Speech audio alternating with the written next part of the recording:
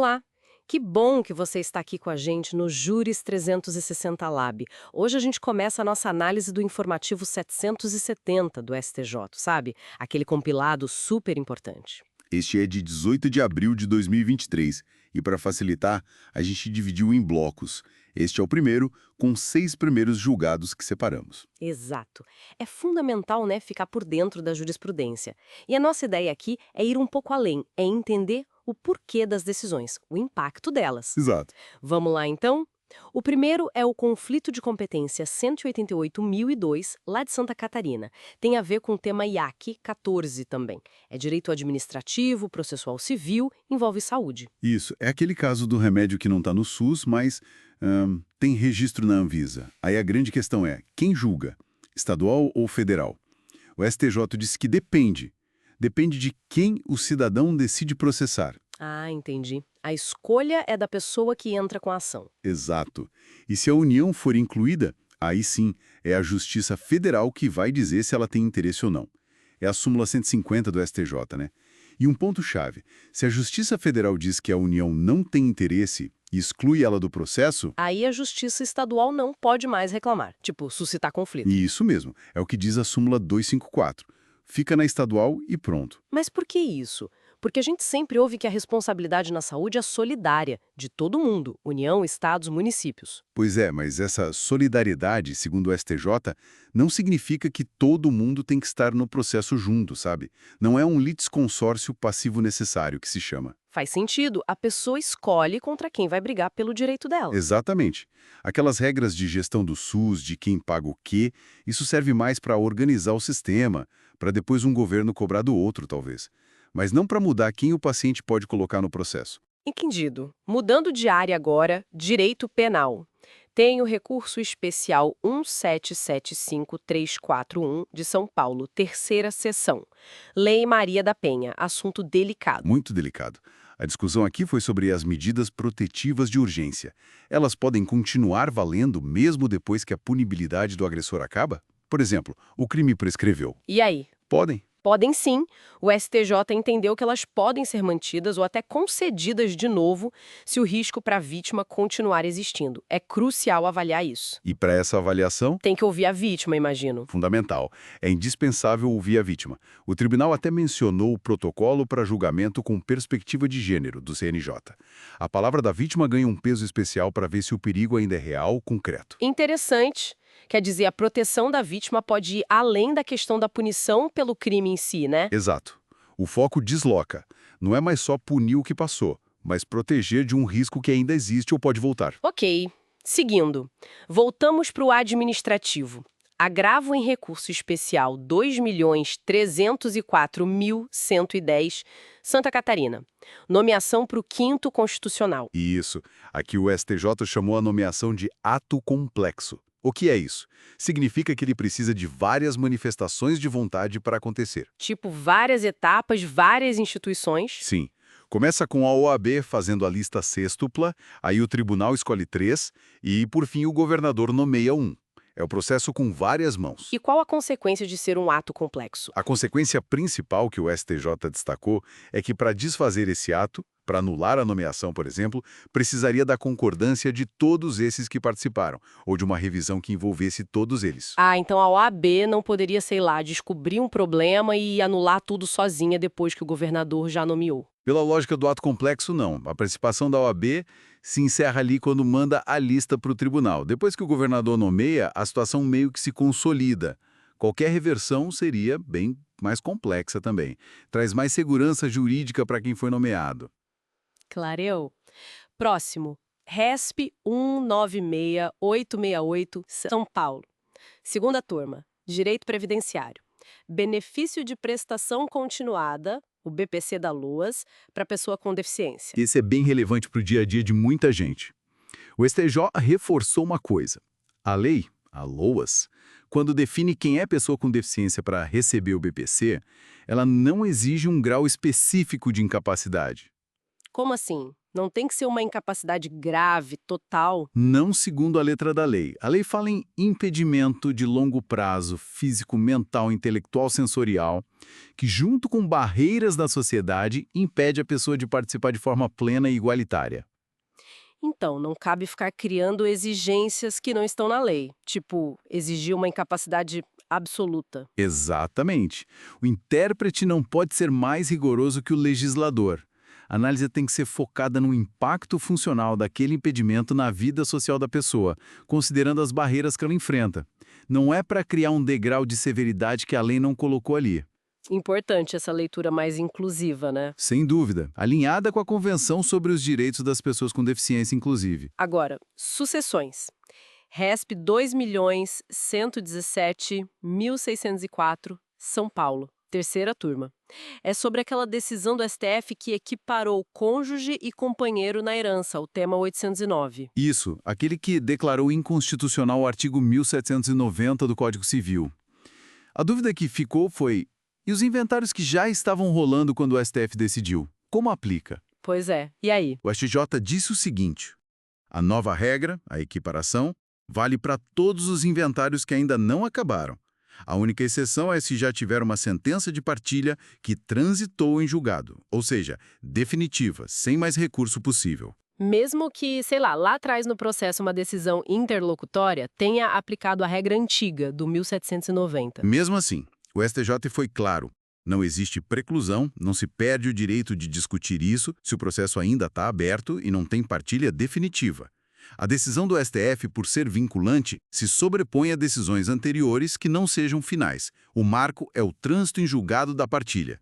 Entendido. O STF falou, tem que aplicar nos processos em curso. Basicamente isso. Respeitando a modulação que o próprio STF fez, né? Que foi justamente definir esse marco do trânsito em julgado da partilha. Para fechar esse nosso primeiro bloco, um caso que correu em segredo de justiça da terceira turma também envolvia execução de título extrajudicial, mas tinha uma cláusula de arbitragem no contrato. Situação interessante. O que fazer? Executa na justiça comum ou vai para a arbitragem? O STJ separou as coisas. Como assim? A execução forçada mesmo, sabe? Ato de penhorar bens, levar a leilão para pagar a dívida, isso continua sendo coisa da justiça estatal. Só ela tem o poder de forçar o pagamento, o poder de império. Ok, a parte da força fica com o judiciário. Mas e a discussão sobre o contrato? Aí é que tá. Se a discussão for sobre a validade da dívida, a interpretação de uma cláusula, se a própria cláusula de arbitragem é válida ou não, essas questões sobre o mérito do contrato ou sobre a arbitragem em si... Isso vai para arbitragem. Exato. Essas questões devem ser resolvidas pelos árbitros. É o famoso princípio da competência e competência. O árbitro decide sobre a própria competência e sobre o fundo da disputa contratual, do contrato, e lá na execução judicial, pedir a suspensão do processo. Mas, geralmente, vai precisar garantir o juízo, oferecer um bem em penhora ou um depósito. Entendi. Uma divisão de tarefas, então. Execução na justiça, discussão do contrato na arbitragem. Precisamente. Uma solução que tenta harmonizar os dois sistemas. Ufa! Cobrimos bastante coisa nesses 6 primeiros julgados do informativo 770. Foi denso, hein? Foi sim. Muitos temas importantes, que é administrativo, penal, previdenciário, civil, processual, bem variado. E cada um com detalhes que fazem a diferença na prática, né? Com certeza. Mostra como o STJ está atuando em diversas frentes do direito. Bom, fica aí a reflexão sobre como essas decisões se conectam e impactam o sistema jurídico. A gente agradece a companhia até aqui. E a conversa continua, claro. Isso mesmo. Nos veremos no próximo bloco para analisar os outros julgados deste informativo. Até lá! Olá! Chegamos ao último bloco da nossa análise do informativo 770 do STJ. Vamos continuar exatamente de onde paramos. Isso aí.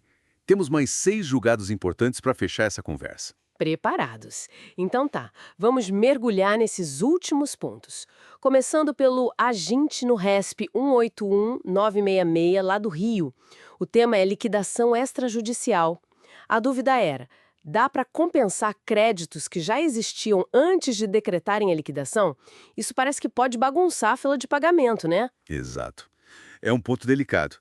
Mas, a quarta turma disse que sim, que é possível. Ah, é? Desde que esses créditos fossem assim líquidos, já vencidos e fungíveis. Tudo isso antes da data da liquidação, sabe? Aí a compensação vale, pelo Código Civil mesmo. Hum. E o interessante é que eles entenderam que isso não chega a violar a par conditio creditorum, a tal da igualdade entre os credores. E por que não violaria? Porque usaram uma lógica parecida com a da lei de falências, né? O artigo 122, ele permite essa compensação de dívidas vencidas até a data da decretação. Então foi por aí. Entendi. A chave foi a característica do crédito e o momento em que ele foi constituído. Pegaram uma regra que já existe num contexto similar, o da falência. Faz sentido. Mudando de área agora. Direito penal. HC 807-513 do Espírito Santo. A questão é sobre dosimetria da pena em homicídio qualificado. Ter um histórico de envolvimento com tráfico de drogas, isso pode pesar na hora de avaliar a conduta social do réu? Olha, a quinta turma considerou que sim, que é um fundamento idôneo para valorar negativamente a conduta social. Mas qual o argumento? O argumento é que esse envolvimento, quando é intenso, né, persistente com o tráfico, ele demonstra uma periculosidade maior, mostra um desrespeito pelas regras, pelas instituições, algo que vai além do que se espera de um cidadão comum, impactando a análise lá do artigo 59 do Código Penal. Certo. Não é punir de novo pelo tráfico, mas usar esse histórico para entender melhor o comportamento social da pessoa. Isso, é avaliar a conduta geral do agente na comunidade. E um envolvimento sério com o tráfico seria um sinal relevante dessa conduta. Ok. Seguindo no penal, ARG no RESP 1999604, de Minas.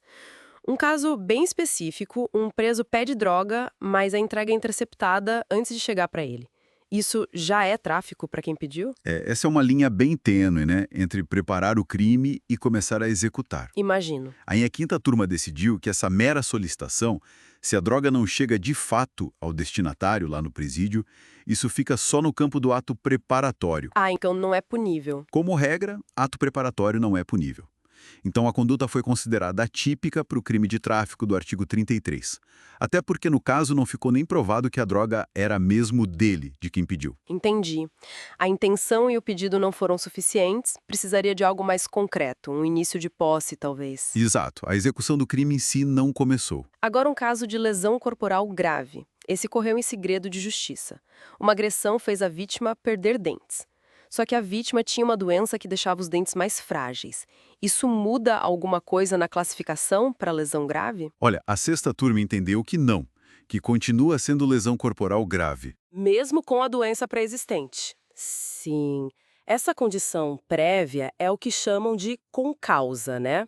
Relativamente independente, mas ela não afasta a gravidade do resultado. O raciocínio foi, tá, a doença existia, mas foi a agressão que fez os dentes caírem naquele momento. Ah, o fator determinante foi a agressão. Isso, sem a agressão, a perda não teria acontecido ali, daquele jeito. Então, viram a perda dos dentes como resultado direto da ação do agressor. Debilidade permanente, lesão grave. Ficou claro, a agressão foi o gatilho que levou ao resultado mais sério, mesmo com a fragilidade anterior. A causa direta foi a conduta. Mudando agora para processo, Agri no HC 707.060 do Rio Grande do Sul. O relator lá no STJ negou um pedido da defesa para tirar um processo da pauta virtual. Contra essa negativa do relator, cabe algum recurso? Não cabe. Foi o que a sexta turma decidiu. E por quê? Porque esse tipo de decisão do relator, que só organiza a pauta, sabe? Ele é considerado um mero despacho. Não decide nada sobre o mérito, nem sobre um incidente importante. É só para ordenar o andamento. Um ato de expediente, então. Exatamente. E despacho pelo artigo 1001 do CPC não tem recurso. Além disso, eles também disseram que o julgamento virtual por si só não prejudica a defesa.